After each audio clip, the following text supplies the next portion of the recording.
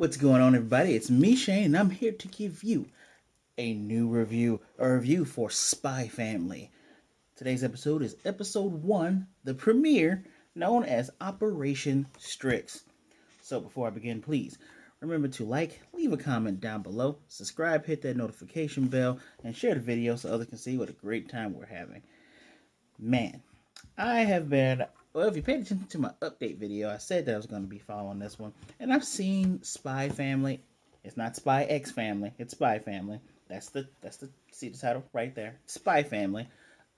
Much like Hunter x Hunter is not Hunter x Hunter or Hunter x Hunter, or Gun Sword is not Gun X Sword, it's just Gun Sword. That's what the X is for, everybody. I hate it when I hit the microphone. It's not just what the X is for, everybody. Of course, I'm wearing this wonderful t-shirt here because Phantom Thief, he's a spy, she's supposed to be an assassin. This little girl has telepathy. Really good, solid first episode. Initial thoughts before I get into the whole review. I got my notes right here in the handy dandy phone. Really good, like really good. Nice little balance of things. This is action comedy all the way. Really good. Has some heartfelt moments. Has the comedy where it's needed, and I can kind of see where certain characters are gonna go. I'm hoping we don't get any backsliding, meaning characters regressing in their emotional growth, but that doesn't happen. Well, it happens, but hopefully that doesn't happen in this show. So allow me to begin. We are quickly open to move that a little bit. We are quickly open to a situation where a guy's driving a car, driving around another guy, and he's trying to hit the brakes, but brakes aren't working. All of a sudden, while the guy in the back is trying to tell him, "Hey, pay attention to what's in front of you," it's too late. They've careened off of this overpass. Car lands, explodes. If anybody have ever watched Mythbusters or pay attention to how physics and science work, it doesn't necessarily happen like that all the time. Matter of fact, it doesn't really happen at all. But yeah, really strong start because we get a voiceover from a person that's in this. It's a room that's not filled with people, but there's about 8 or 10 people in this room. And the symbol we have looks like, well, if I would draw it, looks like a half opened eye. Now, we already know the name of the group because always read your descriptions, people. Always read your descriptions. But the group is saying, yeah, we think that this was the diplomat that was in the country. If I can find this country called. The country's called, I want to say,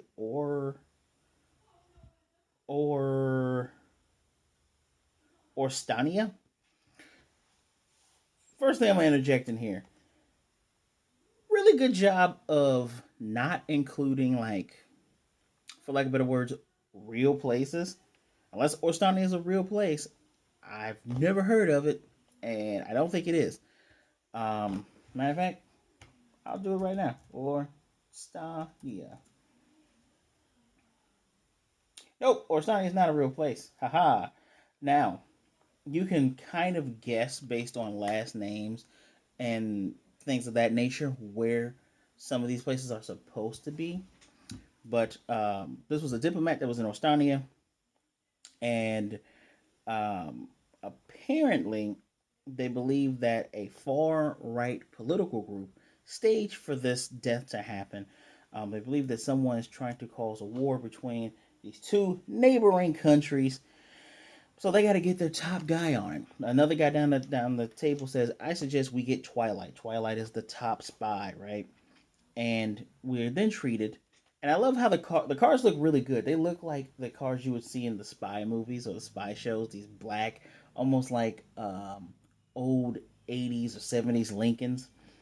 And we have one guy who's supposed to be your typical spy man going to another blonde-haired guy. Kind of looks like Ed Albert's dad from Full Metal. And he says, "Yeah, I got the pictures of the guy with the toupee, and I even have the negatives right here. Here you go. I hope to do more business with you." He's like, "Yeah, you got this. You got the foreign minister with the toupee. We definitely can't have this going on. So, all right, bye." As he drives off, the real guy shows up with his goons, and the spy guy and the other guy goes, "What the heck?" Well, obviously, I just said that the dude was a spy. Rips off his face, a la Mission Impossible style.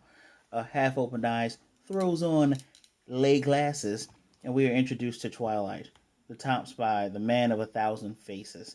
He survived the battlefield by being a master of disguise. This is what the I don't know if this is the narrator or one of the other people talking before, but I'm just gonna say it's the narrator saying this. And dude's driving, and he meets up with this young woman. This young woman's name is Karen, and she's upset because her father's upset about some pictures of a guy with a toupee. Well, we're giving some more overview as he's driving because it's saying that in an era where nations of the world are waging fierce war of information, and things like information are kept out of sight, and our man Twilight here, he survived all of these battles. So the blonde woman, whose name is Karen, upset that her dad's upset, and he's very nonplussed about it. She's like, what do you think about that, Robert? I love how they say Robert in Japanese. Robato. He's just eating a steak, and then a guy proposes to another young lady over to the side, and she's like, "Hey, Robert, do you think we'll ever get married?" And he's like, "Oh yeah, by the way, I think we should break up." Just totally sandbags. Yeah, I think we should break up. I really can't gain any intelligence from the conversations that you have. I wish you I wish you farewell. I hope you find good luck in the future. And I'm just like, wow. Just wow. He is very nonplussed and straight to the point, very cutthroat, if you will. And he's walking, he has those pictures, if there was any doubt earlier, he has those pictures, he's walking through, he's going, man, marriage, a conventional life. I gave that up a long time ago when I chose to be a spy. I can't have any of those things. And he burns the pictures, and I don't know what he does with the negatives. Could he just burn the negatives too? I don't know. He has the negatives somewhere, but burns the pictures, and he walks off. And I was thinking, because this is where we get our first commercial break, I'm like, that is 1,000% incorrect. I'm pretty sure other spies in the world actually have families. It's just they are accosted someplace else where people can't get to them. As a matter of fact, there's other kind of espionage, like corporate espionage. Those people actually have families. It's just, if you're good at your job, they won't find out as you, right? So anyway, there's a train to Berlin, not Berlin, Berlin. So it's very easy to see. Got blonde hair, got some blue eyes. Probably somewhere in Germany, right? Eastern Europe area, right? He exchanges papers with an old man. The old man sits his paper down. He sits his paper down, and they swap. And he is able somehow to decipher what his next mission is through this paper. We get little squiggly lines. I guess that's to show that he's reading his mission. And on his mission, they thank him for what he did before. The guy who had the toupee in the picture, his picture's right next to this other guy named I wrote his name here, Donovan Desmond. He's the next target. Dude straight up looks like a strung out Hitler. His eyes just super open and a little mustache. I forget who is actually the artist for SpyXFamily. I'm just gonna do this right now. SpyXFamily creator. Yes, I'm doing this live. I legitimately, the art looks so familiar. I really want to say this. The guy that made Rave Master and Eden Zero. It's Tatsuya Endo. Tatsuya Endo, what else have you done and written, my dude? I feel like I know that you've done other things. It looks like all he's done is SpyXFamily. Really good work though. And when I mean really good work, artwork is amazing. So this Desmond guy. uh, Twilight's mission is to get close to this guy and figure out what's going on because they believe he is the one who is orchestrating the whole infighting to make the war between Ostania and I forget the name of the other country. I should have wrote it down, but that's okay. And so for this mission, he has to get a family, and he immediately spits his coffee out on the paper. Because remember, just last night he was talking about I can never have those things. And the reason why he has to have a wife and child is because of this. Desmond is a very cautious guy. He's never seen out in public, and as a matter of fact, he only ever attends events that deal with his kid who goes to this elite private school. his mission, I guess he doesn't have a choice of whether he can accept it or not. But Twilight's mission is thus: he must get a kid, have the kid enroll in this school, and get close to Desmond that way. The events are very formal, and that's just what he has to do. And he Twilight gets mad because he rips the paper in half. He's like, "You expect me to do all of this within a week? To have a kid within a week?" And everyone looks around. He's like, "I apologize." But the message does continue to say, the work that he and other spies have done. Excuse me. While they won't get recognition in the papers, and while my light almost went off, and while other people, he won't get medals and things like that, it's still their blood, sweat, and tears that help make other people be able to live better lives. And we get a nice little zoom in of this family that's on the same train as him. So really good juxtaposition when they do the words, right? Like they show the words, and here's an example. Oh, hey, subliminal in your mind. And yeah, he has to play this part. And the name of this operation is the name of the first episode is Operation STRIX. So his new name is going to be Loid Forger, Folger, Forger, but he spells Loid Loid. I don't know if they actually know how to spell Loid, but that's neither here nor there. So while he's looking for a home, dude is rapidly checking for bugs and wiretapping. The guy's like, "Is everything okay?" And he's like, "Yeah, I'm gonna take this house." Next thing to do is to go to an orphanage, and a kid that's an orphan would be perfect for a mission like this because you get them, you do your mission, and then you can basically throw them back. Not even joking. And he goes into this place where there's trash on the outside, and the guy that works there is completely drunk. He's like, "Hey, I want to get a kid," and he doesn't even care about his reasoning because Twilight already has an excuse and everything, but dude doesn't care. He's like, "Yeah, come on through." And Twilight saying, "Yeah, I need a kid that can already read and write." And dude goes, "Oh yeah, yeah, yeah. You can get Anya. Anya, she's nice and she can do all that." Inside dude's mind, he's thinking that she's creepy and he wants to get rid of her. How do we know what's in his mind? Well, not just because we can read Twilight's mind, but because we get the sparkly effect. Anya here is an Esper, aka a telepath, but I'll get to that in one moment. So we did see Anya like off screen. We could tell she was crying, and she picks up this plushie that she has. It's like a lion with oni horns and bat wings and a tail. It's oddly cute. It's this turquoise and pink thing. It's oddly cute, right?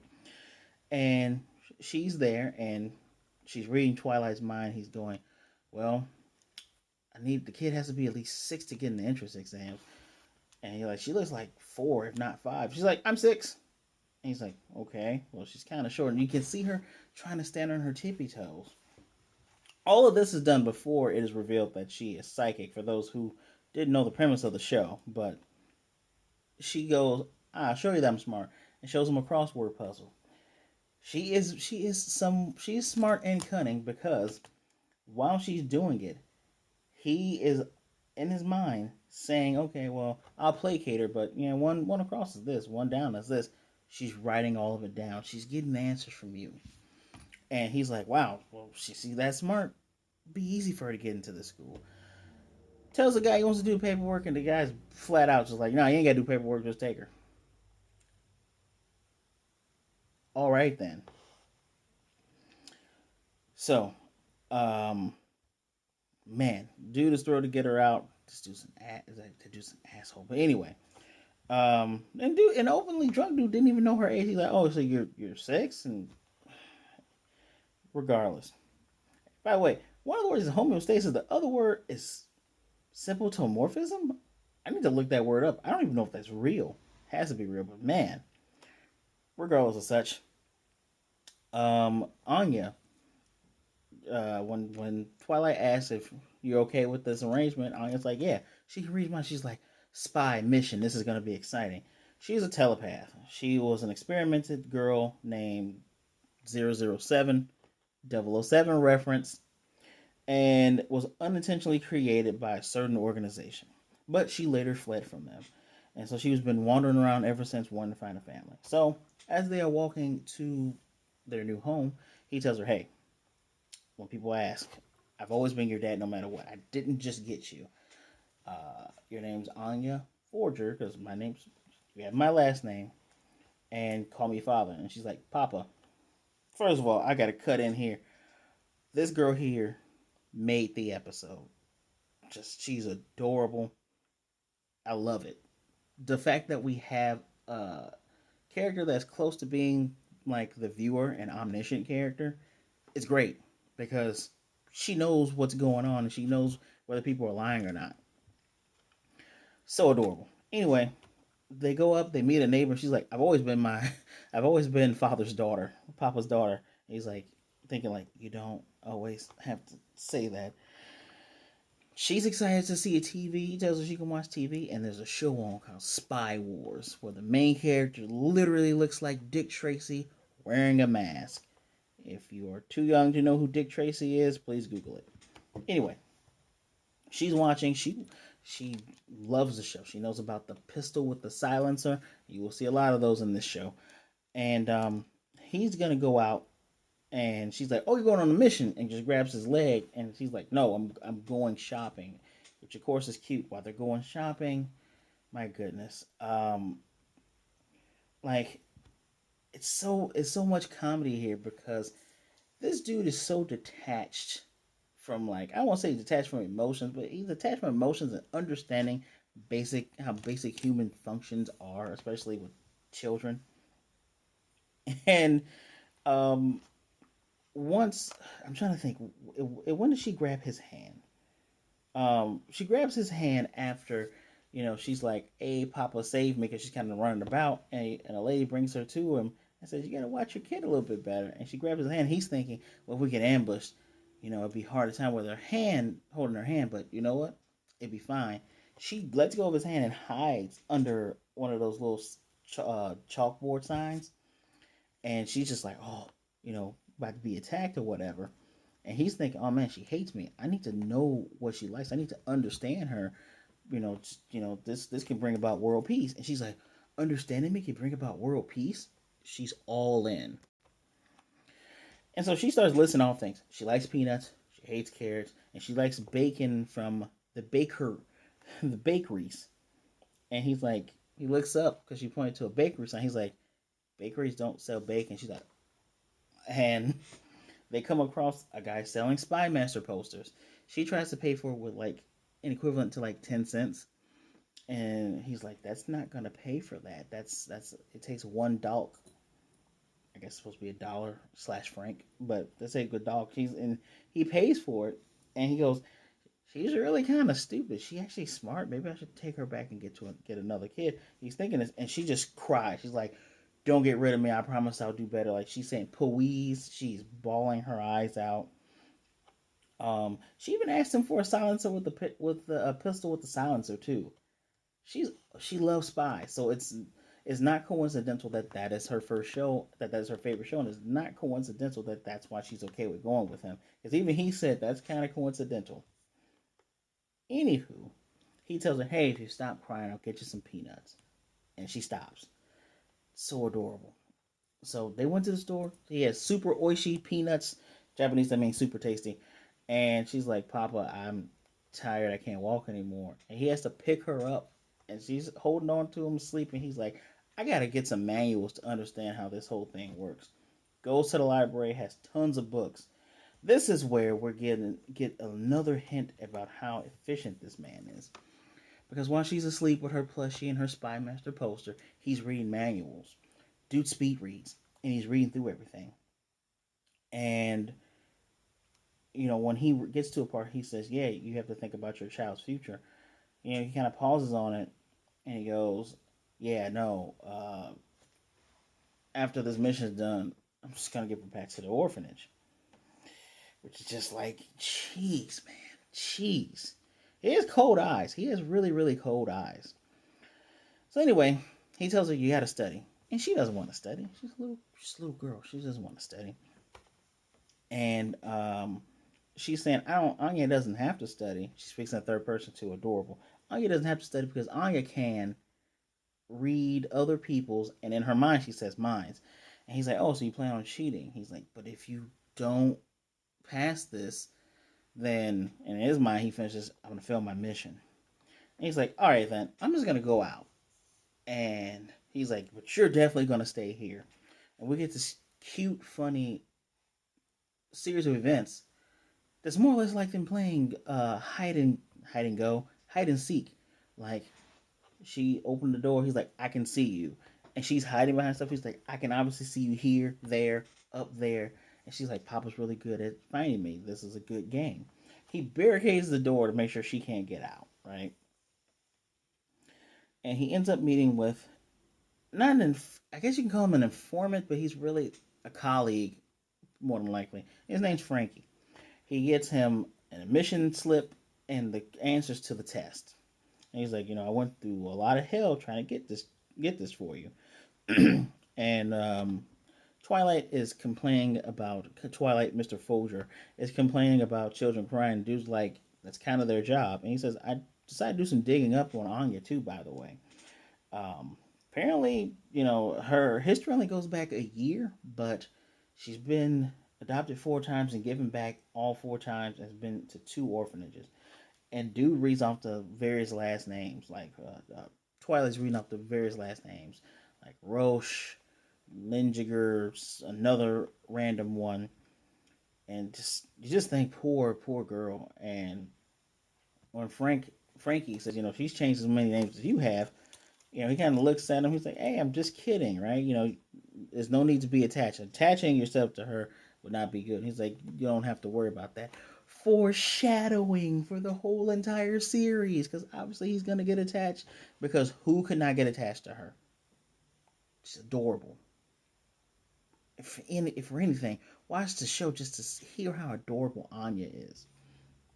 Anyway, he doesn't pay him, by the way, and dude's just like, I don't get spies, I just don't. Meanwhile, Anya's bored. She's on the couch bored, and she's like, I want to play with my bombs. I guess her dad bought her. I guess he bought her some bomb toys or whatever, and so she was reading his mind and knows the combination to go in the combination locker. And I finally understand what he meant by bombs. She meant his suitcase. Well, the code was like, what, 6180? She gets in there, touches all his stuff, and it's like, oh, bombs. And it's not a bomb, it is a suitcase communicator.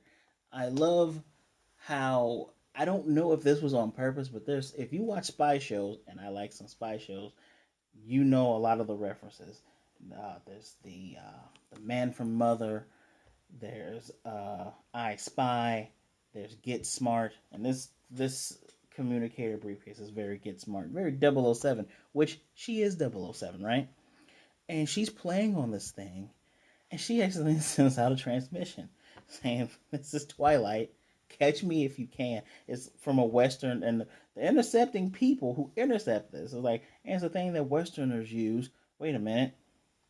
Saying catch me if you can. It's the dude, his name is Kruger. It's the man who Twilight impersonated and whose daughter he broke up with. It's kind of obvious that he got close to her just to get close to him and know what was going on, right? And he's like, find that transmission. Where dear old Twilight, aka Mr. Folger, comes back and he's like, all right, I can see she didn't get through. He's like, wait a minute. And he can tell that something's been tampered with. So he walks through and a scuffle happens. There's a guy behind the couch and there's a guy behind the door. Beats this guy with the metal pole and comes in. Silencer shots go off. Beats up the other guy. And he's calling for Anya. And he's like, Anya. Okay. So they got her. All his stuff is thrown away. He's like, my cover's been blown. Okay, I gotta calm down. What am I gonna do next? And this jackass goes, well, I can always just get another kid. And you think he has that last thought before we see one of the guys come up with a metal pole and swing down. Meanwhile, we are with the kidnappers, with dude named Kruger and all his men. They're like, yeah, this girl was in the room that the thing came from. She was around all this stuff. We just figured maybe she's important to Twilight. We took her with us, right? And they're like, Kruger's like, okay, we'll use her as a hostage to make dude go and grab the guy's toupee and show it to the world. Meanwhile, this all is over toupee, right? Meanwhile, off-screen drink. Meanwhile, one of his henchmen goes, "Boss, can we just forget about the toupee thing?" Dude pulls out his pistol with the silencer and shoots him in the face. Very good way of being able to get around like blood splatter and just overtly bang bang, just pew. And Anya in her mind, she's like, "Pistol with the silencer." And dude's like, toupees, we need to be transparent. Toupees are just hiding who you are. And besides, the prime minister is working with the Easterners. I know it. And I was able to read this guy's mind and like, this is a true bad person. This is a true bad guy. The villains outside drive up. The dude's like, "Yeah, I got him." He has a bag over his head. It's Mr. Folger's suit that he was wearing before. Throws him on the ground. He's like, "Oh man, he got me real good, guys. He got me good." And they're like, "Yeah, go over there and rest." And you already know what's going on. If you can't see the face, we know what's going on. They pull the bag off. It's the guy that just brought him in. What? How can you be two places at once? Twilight. So he has Anya and he's running and he's thinking in his mind, he's like, "Why did I come back here? I risked myself to come back and get her. I am the worst spy. I am a failure." And she's crying. She's like, kind of blabbering, going like, "Oh, he came back for me. Oh, I'm sorry. I'm sorry." And he's pretending to be somebody. He's like, "Hey, it's okay. Don't cry. Don't cry." Already barricaded the door. So they're banging through this door trying to get in. And he gives her a piece of paper and says, "Hey, follow these directions and go around to the police station. We're just playing a game here. It's just a game, and we're doing a little tag thing." And she can read his thoughts. She's like, "Papa is a liar." And when he gives her paper, he's like, "If you get there first, you win." I'm thinking, "Oh yeah, he's gonna bring some people over to get him." No, this guy said, "With this letter, she'll be able to get into a better orphanage. I should have never involved her in this mission because I put her in danger and something else." He forgot about his original mission on why he became a spy. So while he's running with Anya and he's thinking of her crying, he's like, "I realized something. Why I don't like hearing her cry is because it takes me back to when I was younger." And we get a nice little flashback image of him crying. He says, "I felt alone and despair, and no one reached out their hand to come and get me." Where am I at here? Oh no. Oh no, I just want to get to this good part. Regardless of the exact wording, he felt alone, felt like he was in despair, and he felt completely powerless. That's the part I'm forgetting. And he had decided the reason that he's going to be a spy was so that no other children would ever cry again. That's very Japanese, but I like it. It's really good. It builds for his character, right? And so he's gonna go back and handle business. And Anya, I love her cute blush face as she's just looking back and she can hear his thoughts, these heroic thoughts. And he goes in. The bad guys break through. They hit a tripwire. Flour everywhere. Well, at least you think it's flour. It looks like it could be exploding powder because they tell him, "Don't fire your guns in here because yeah, all this could go up." He kicks all their butts, and there's the big boss there with his gun. He puts his gun back of his head, tells him drop it. He tells him who he is. He's like, "Yeah, you're Kruger. You had a daughter named Karen, right?" He's like, "You know about my daughter?" He's like, "Yeah, I know how much she weighs. I know her height. I know her favorite foods, her favorite places. I know every mole on her body," which makes me goes, "Oh, he did go deep undercover." And he's like, "I obviously also know about her rap sheet, but it doesn't compare to yours." And he says, "Listen, I know you care about your daughter. So if you want her to have anything that resembles a simple and easy life, leave me the hell alone." And he shoots the dude's silencer pistol on the ground, and that's the end of that. So he walks out. Finally, he already ripped off the mask and everything. He's in this white tee, and Anya's sitting there waiting for him. He's like, "Oh, you're here. Well, I just got back," and he's telling this piss poor lie in her mind. She's like, "Papa's a huge liar," and she walks up to him And he asked her, how were you? Because she's hugging his leg, and she said, I was playing, tag with some scary guys, with some old guys. And he's like, well, how was it? And she's like, it was kind of scary, and I didn't like it, and she didn't have fun. And she's saying she wants to go home. He's like, you want to go home with me? And she said, if you leave me all alone, I'm gonna cry. And then he thinks back to Frankie's words about how many times she's been adopted and given back, how many orphanages she's been through. And he thinks of all the names she has, and he's like, you know what?